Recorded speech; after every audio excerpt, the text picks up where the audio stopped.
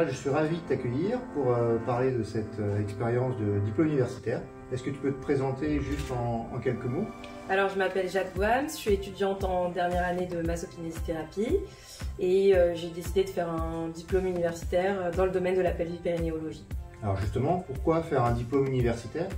Alors, donc ici, au sein de l'IFMK, on a eu des bases concernant la pelvipérinéologie, mais il est vrai qu'on ne peut pas aborder absolument tout en détail, donc je me suis dit que comme c'est un domaine qui m'intéressait, il serait bien de solidifier les bases et puis de mener une formation, enfin d'aller en formation pour pouvoir avoir plus de théorie. Et donc, c'est pour ça que tu as décidé de le faire maintenant? Oui, c'est pour ça que j'ai décidé de le faire maintenant et je trouvais que ça pouvait être bien d'enchaîner et de coupler ça avec la dernière année plutôt que de le faire après, de par le sujet de mon mémoire, mais également par le fait qu'on puisse faire un diplôme universitaire avec cette école, avec d'autres personnes qui m'en avaient parlé. Alors justement, tu as évoqué la thématique générale de ton DU. Est-ce que tu peux nous en dire plus un petit peu sur ce sujet? Alors, au sein de ce DU, il y a énormément de théorie, mais également un petit peu de pratique.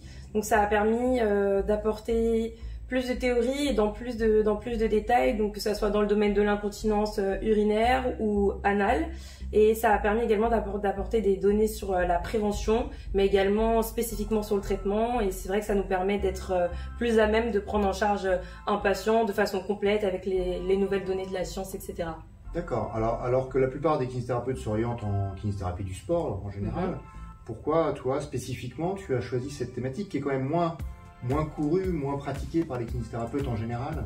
Alors, comme beaucoup de personnes, c'est vrai que le domaine du sport m'intéresse quand même, mais là j'ai voulu être capable de coupler les deux. Donc moi, par exemple, mon mémoire était axé sur le sport, la femme et notamment l'incontinence urinaire. Donc au sein du sport, j'ai voulu quand même être capable d'apporter cette thématique afin de pouvoir sensibiliser et traiter par exemple les athlètes. Donc c'est vrai qu'il était intéressant de coupler les deux. Alors justement par rapport à ce couplage, et donc tu as certainement eu une expérience par le passé au cours de tes stages en rapport avec cette, on va dire cette atteinte, ce trouble fonctionnel? Exactement. J'ai été amenée à prendre en charge avec des tuteurs bien sûr plusieurs patientes qui présentaient des troubles urinaires notamment et qui n'osaient pas forcément en parler et qui étaient jeunes, etc., qui étaient entre guillemets censés être en bonne santé et qui n'en parlaient pas. Donc c'est vrai que c'est pour ça que je me suis intéressée spécifiquement à cette thématique et c'est grâce à des situations de stage et puis même de la vie globalement au sein des sports, etc., que j'ai voulu approfondir ce domaine. Justement, par rapport aux difficultés ou particularités que tu as pu rencontrer en stage, le fait de faire ce DU, rétrospectivement, est-ce que tu penses que tu l'aurais abordé dans de meilleures conditions, ces situations de troubles fonctionnels que tu as pu voir en stage? Oui, bien sûr, oui. Ça m'a permis d'acquérir énormément de données et de façons de faire et de présenter les choses, d'explications, etc., qui auraient pu être bénéfiques et qui vont l'être du coup dans ma pratique future. D'accord. Et dans le cadre de ce DU, comment tu évalues l'encadrement pédagogique justement? Alors, au sein de l'IFMK ici, j'ai eu un encadrement avec ma directrice de mémoire pour mener mon mémoire de fin d'études, mais qui a également pu m'orienter vers ce DU et le corps pédagogique également ici et des personnes avec qui j'ai discuté qui l'avaient déjà fait auparavant. Donc voilà, j'ai également eu une enseignante qui donne des cours ici, qui donne également des cours dans le diplôme universitaire, donc qui m'a permis d'avoir beaucoup plus de connaissances et avec qui j'ai pu échanger.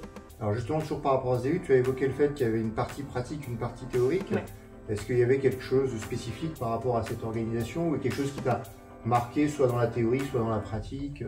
Globalement, le DU se passe donc, au sein de l'université à Paris et également au sein d'une extension de l'université dans le sud. Donc il y a plusieurs heures de cours sur 3-4 jours en décembre, donc c'est plus de la théorie. Et ensuite, donc plus loin dans l'année, il y a une semaine où il y a un peu plus de pratique. Mais il y a quand même énormément de théorie, mais un peu plus de pratique où on peut voir comment faire un bilan vraiment de façon précise, etc. sur des mannequins. Et donc voilà, ça se déroule comme ça globalement. Donc, et sinon, les cours, la plupart des cours se font en ligne. Donc on peut, ça nous permet de voir à notre rythme et d'arrêter, de reprendre les vidéos, etc. tout au long de l'année pour ensuite être évalué en fin d'année après les évaluations au sein de l'IFMK. D'accord, justement tu as évoqué Madame Bilcock, qui est intervenante et qui est notre référente en uro-gynéco ici au niveau de la partie rééducation. Comment tu abordais justement ces cours à elle plus spécifiquement? Comment tu les recevais en fait, ces cours? Au sein du DU? Alors au sein du DU et en parallèle avec justement les cours que tu as pu avoir à l'école. Alors globalement, ici on l'a eu plusieurs fois. Donc sur des thématiques assez globales, ce qui est normal. Mais par contre, donc au sein du DU, c'est encore autre chose. Donc ici, on l'a globalement plus pour l'aspect théorie et pas forcément pour la pratique. Alors que durant le DU, c'est plus sur la pratique, où là, vraiment, on a les mannequins, ils nous expliquent comment faire, celles qui nous montrent, etc., nous présentent des cas cliniques et comment faire. Et puis, du coup, c'est quand même deux choses différentes. Oui. En quoi, finalement, le fait d'avoir fait ce DU, Jade, ça va influencer ta pratique de demain matin si tu es diplômée aujourd'hui? Tout simplement, je serai beaucoup plus à l'aise avec les patientes, avec mon discours, dans mes explications, etc., mais également dans ma pratique. Ça va me permettre également de les rendre plus autonomes parce que c'est un acte qu'on a beaucoup accentué au sein du diplôme universitaire. Donc c'est vrai que ça m'a apporté une vision différente, donc ça sera beaucoup plus facile, je pense, de prendre ces patients et ces patientes en charge, et j'espère pouvoir, en lien avec mon mémoire, pouvoir mener de la prévention, qui est un aspect très important pour ces types de troubles. Donc voilà, donc que ce soit au sein des clubs, au sein des fédérations, auprès des patientes en cabinet ou même à l'hôpital et des patients. Et voilà globalement ce que ça va apporter, ce que ça m'apportera. Merci. Pour finir, en fait, on a de nombreux étudiants qui hésitent à s'engager dans un diplôme universitaire post-DE, voire dans un master. Qu'est-ce que tu dirais à ces étudiants hésitants, voire à ceux qui ne se posent pas encore la question, mais chez qui pourrait émerger ce questionnement-là en fait?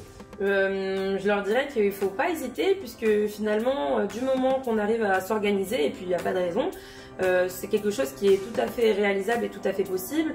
Déjà que depuis peu on a le grade master, je pense que là ça permet d'avoir un double diplôme, une double casquette entre guillemets. Donc forcément c'est toujours mieux, ça nous rend plus compétents. Et puis je pense qu'en tant que kinésithérapeute, il faut continuer de se former, et puis c'est absolument nécessaire dans tous les cas. Et puis, tant qu'on est encore dans l'école, je trouve que c'est toujours plus facile de continuer sur cette lancée plutôt que faire une énorme pause et ensuite reprendre. Donc je pense qu'il faut y aller, qu'il ne faut pas hésiter, et que c'est toujours très instructif, et voilà. Merci Jade pour cette intervention extrêmement constructive. Je te souhaite une belle continuation dans ta vie professionnelle, et surtout de garder toujours ce côté pétillant qui nous a accompagnés pendant ces 4 belles années. Merci beaucoup. Merci à toi. Merci à vous.